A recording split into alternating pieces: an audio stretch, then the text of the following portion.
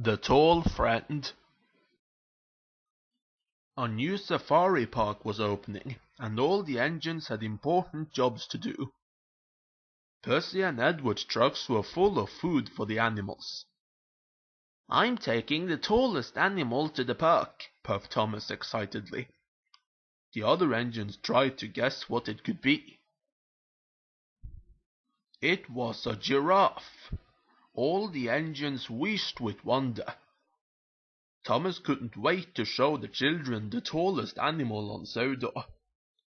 "You must wait for the giraffe keeper," said Cranky. But Thomas was in too much of a rush and he puffed away. Thomas puffed happily along with the giraffe, but it wasn't long before they came to a low bridge. "Sit down, Mr. Giraffe," Thomas chuffed. But the giraffe didn't want to sit down, so they couldn't fit under the bridge. Thomas heard a whistle. It was Gordon. "Out of the way!" Gordon tooted crossly. "You must get the keeper. The giraffe will do what he tells him." "No, I can manage," puffed Thomas, and he reversed into a siding. Then Edward shoved up with his trucks full of rosy red apples.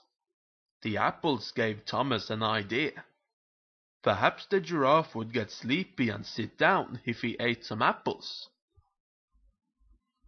The giraffe liked Edward's apples. He ate and ate and ate, but he didn't sit down. Edward was upset that all his apples had been eaten. "You must go back and get the keeper, Thomas," Edward puffed crossly. Thomas was worried. The Fat Controller was waiting for him, and he still couldn't get under the bridge.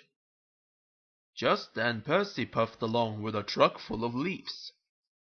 Thomas thought the giraffe might sit down if he ate some of the leaves. The giraffe loved the leaves. He munched and munched until there were none left. And then finally he sat down and closed his eyes.